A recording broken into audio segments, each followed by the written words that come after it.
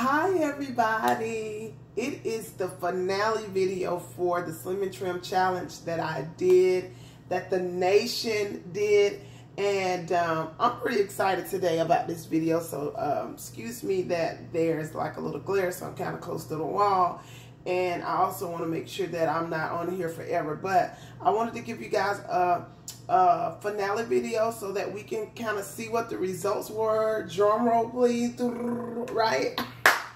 And I don't know about you, when I am done with these challenges, I definitely am that type of person where I'm excited to see how far I've came in 28 days.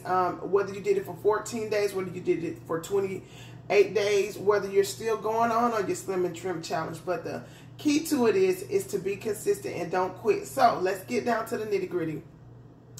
For me, and I'm going to share a little bit of my morning with you really quick. For me, I have been on the products, on AvoCare products for over 5 years now. I'm down over 81 pounds. I always go over this on the video. And I honestly, about maybe in the past year or so, I really don't rely on the scale. And I always used to get taught this in the beginning, but this challenge really proved to me that that is correct. Although you want to weigh yourself, you want to, in the long term, you don't want to do it every couple of days. You don't want to do it sometimes you're doing it every week. It's a little discouraging. Let me share something with you. This morning I stepped on the scale, and out of all the 5 years that I've been doing this is the least amount of weight that I've lost on any type of challenge I did. So, of course, my human side was just like, oh. And honestly, I was just like, what in the world? Why in the world did I only lose 1 pound? And so then I began to do my other measurements and do all the other things that the book told us to do. And this is the urgency of paying attention to your journal. This is the urgency of connecting with your coach, or getting in a place where whatever type of health and wellness program you're doing, you have to have a community, because sometimes if you're doing it alone, you're more prone to go backwards, and then you get discouraged sooner. However, because Fifi is self-motivated, y'all know I'm keeping 100. So I stepped off the scale. I was like, wow, I lost only 1 pound through this challenge. But check this out. Then my spirit convicted me. Finish the rest of your measurements. So I did that. And what I found is that this was one of the most successful challenges that I've had when it comes to losing inches, and all of the non-scale victories that I'm getting ready to go over with you. So for me, to get back in that routine, to start using the bathroom more. Let me go over my list first, and then I'll go over the measurements. No, let's do the measurements first, since I got the book in my hand already. Okay, so when I did the end of my measurements, guys, I actually lost more in my waist this time. So I lost more in my waist, and I actually, look at my arms. I toned up a lot, and I lost, actually, I put on a pound of lean muscle. And I can pretty much tell because I was taking catalyst throughout my challenge. I'm having a hard time finding on the page. I took catalyst throughout my challenge, and what amino acids do also, which there are 2 forms in what I was taking through the challenge. So if you were taking Biocharge has a liquid amino acids in it, which is designed to build muscle. So if you see more toning, that's why you're able to shred that body fat. That's why you're able to be a little bit more fit. You're getting in more activity if you're actually wanting to do activity, because it does give you extra energy. You see the toning in your body. I noticed that on my bottom half that I lost a few of them dents I had. Let's be honest, we call them cellulites. And I didn't have many, but because I had limited myself in the gym, I now see that they're all gone. I didn't have but a few, but it toned me up. I put on a pound of muscle. I stripped some body fat. I lost a few. I actually lost a whole inch in my waist, and I actually, in my chest area, I lost an inch. And in my thighs, I actually lost between an inch and a half between both. So my results were awesome.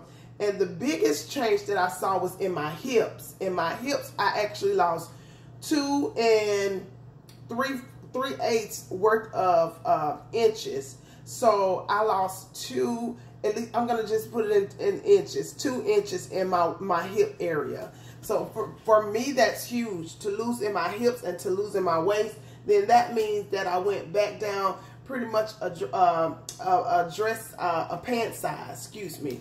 So those are the importance of making sure you don't just solidify and look at the areas where the scale tells you what is the determining factor, but you get in there and you write down some things. And I'm going to write down, and that's what I did today, and I'm going to read off to you quickly what I wrote down. That my non-scale victories were I was sleeping, I slept a whole lot better. So much so I was waking up for prayer late a couple mornings. Oh, forgive me, Jesus. But I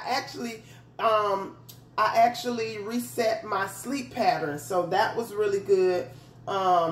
I lost a lot of inches. My skin cleared up. I worked out more throughout the challenge. My toning is a lot better. I went to the bathroom more regularly after my meals. And what a lot of people don't realize is that you're literally supposed to go to the restroom after every meal. And what I noticed throughout this challenge, that it helped me to go to the bathroom the right way. There is a wrong way and a right way. Sometimes we're not eating the right things, and some people are like, I'm ready, I don't have an issue with that. But even when your poop starts to flow or sink, there are things in research that a lot of you guys need to do, because you can poop out all your nutrition. And I realized that when I do these programs, because I am putting great nutrition in, that I am using the bathroom more regularly the healthy way. And then I, again, put on lean muscle. So I feel so much better, guys. Although, again, and some of you look at 1 pound like it's a little bit, but 1 pound is about that much. That's a lot of fat. So when you're losing 5, and when you're losing 3, and when you're losing 10, and then those of you that are losing more, kudos to you. This is your journey. This is no one else's journey.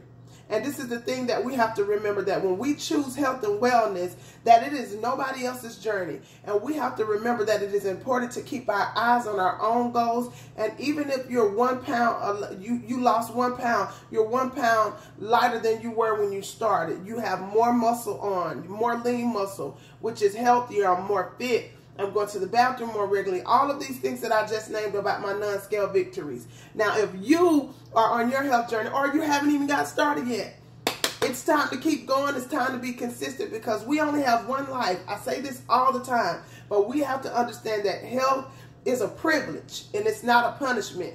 So the next thing that I want to talk about really quickly is if you are done, anytime you're doing any program, I don't care who you're with, I would love to walk some of you through your health journey. It's not too late, because this is the thing.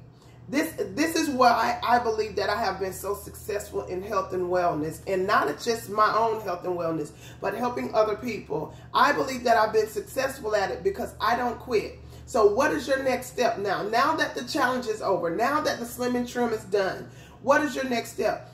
I already ordered my 24-day challenge, because I actually was going to do it before the Slim and Trim, but my team wanted to do it together. And so I already have my products that I'm getting ready to pick up at my store today.